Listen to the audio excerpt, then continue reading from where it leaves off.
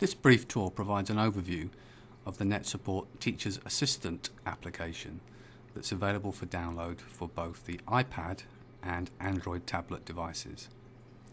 A cut-down version is also available for the iPhone, iPod Touch, as well as Android smartphones.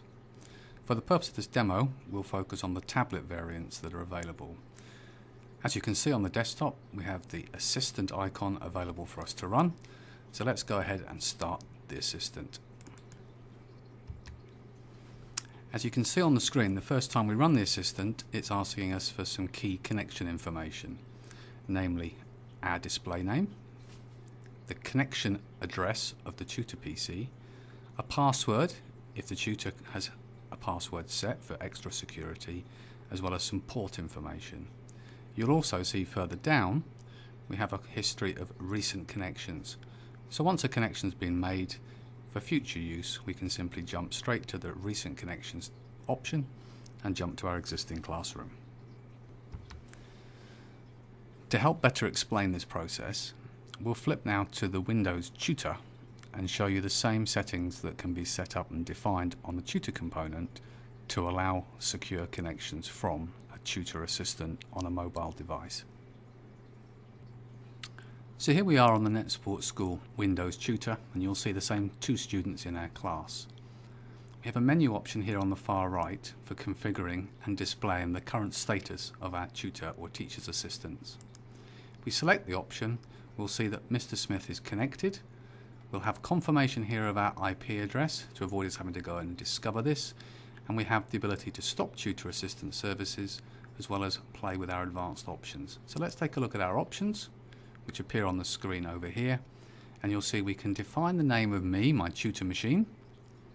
We can specify connection passwords, and we can also control which assistants are authorized for connection and any that have requested authority to connect, and we again have ability to decide whether we're going to authorize or reject any inbound connections. The key aspect of this configuration is to keep it as simple as possible, but ensure that a teacher has full control where required on which mobile devices have the ability to connect and interact within the classroom, and ensure that no student, for example, with a copy of the freely available application would have the ability to join a class and suddenly have control or power over individual PCs. And again, if we just say OK, come back to our main screen, you'll see under here we can always ensure we have access or the ability to quickly and easily stop our tutor assistant services. Let's jump back to the tutor assistant on our Android tablet and have a look at some of the functionality available. Okay, so now we understand the relationship between the tutor component on Windows and the tutor assistant. Let's jump into our class by selecting one of our recent connections. And here we are, as if by magic, we have a class which we've now connected to, and you'll see for this example we have two students, Alexander and Sarah, and we can see real-time thumbnails for each student directly onto our screen.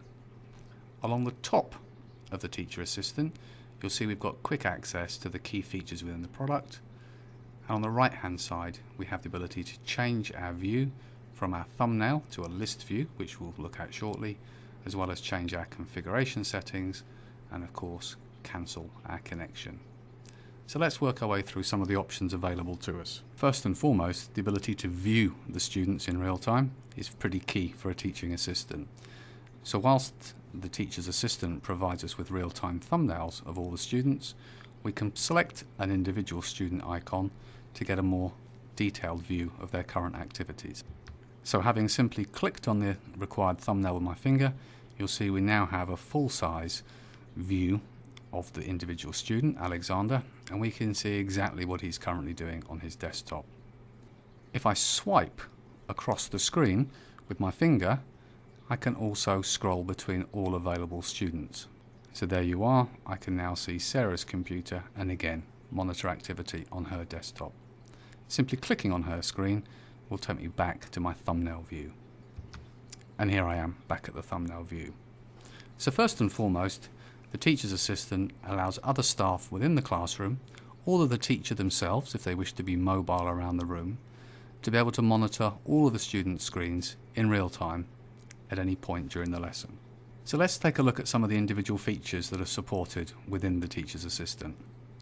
Top left on the screen, you'll see there's a padlock, and unsurprisingly, the padlock provides us quick access to lock and unlock the student computers.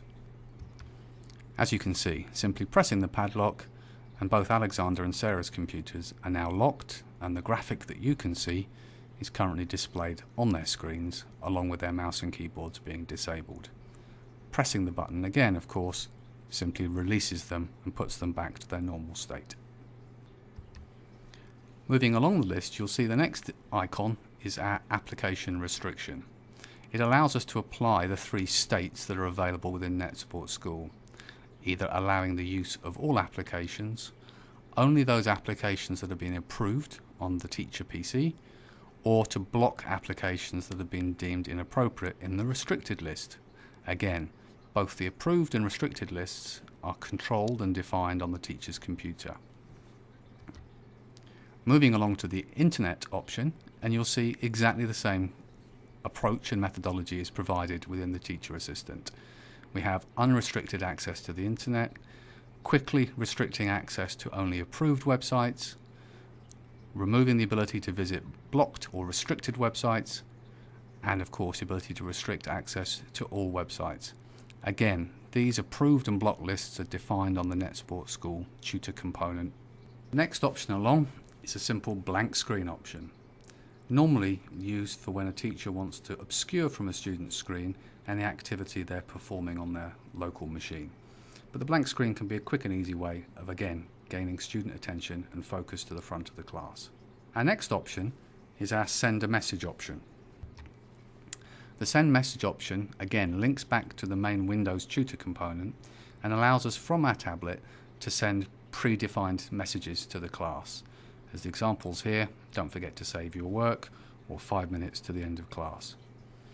Once that is selected, the message is sent to all the students, and the students will get that information displayed directly below their student toolbar, as we can show very briefly on the screen here.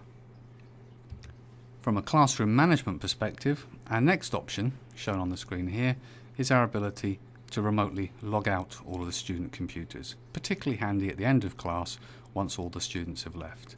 Again, in a single action, the teacher or teaching assistant from their tablet can ensure that all computers are left in a secure logged out state. Finally, again thinking about cost savings within the classroom, we also have a print management option, highlighted at the top of the screen here. And again, in a single action, a teacher can select this option and disable printing for all computers within the classroom. Again, it's a simple on-off toggle that is accessible from within the Teacher's Assistant application.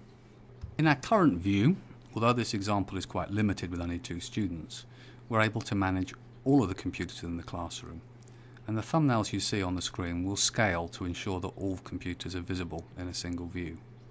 There are of course times when you want to divide the class into different working groups, and that's quite common within the NetSupport School interface.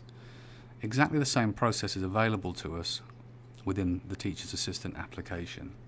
Selecting the Groups icon on the top right allows us to view either all computers within the classroom, or alternatively jump to individual groups that have been predefined by the teacher.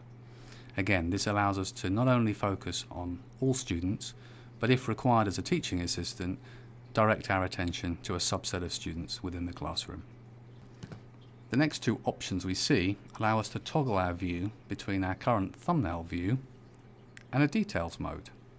And the details mode allows us to very quickly and easily see a detail of each computer, a username, the actual student's name, and any current applications and websites that are being viewed on those individual PCs. Again, a quick and simple way of allowing us a more detailed view rather than simply a visual view of each student. Finally, we have our Settings tab at the end, and this allows us to control whether students' help requests will be displayed and indicated on the Teacher's Assistant application, and also whether we want to sort our students by their name or computer details. Finally, we also have an option at the end here which allows us to disconnect from the class. It really is as simple as that. The Teacher's Assistant is available for free as a supporting application for your NetSupport School active classroom and allows one or multiple mobile teachers or teaching assistants with their tablets to interact and monitor the class to work collaboratively. That concludes our tour of the NetSupport School Teachers Assistant application. The app can be downloaded for free from the Apple iTunes Store, from Google Play for all Android devices, and also from the Amazon online store for use on the Kindle Fire device. For further information, please visit the NetSupport School website at www.netsupportschool.com and check out the tablets page. Finally, a copy of our latest promotional video for the NetSupport School Teachers Assistant app is included at the end of this presentation for your information. Thank you for your time.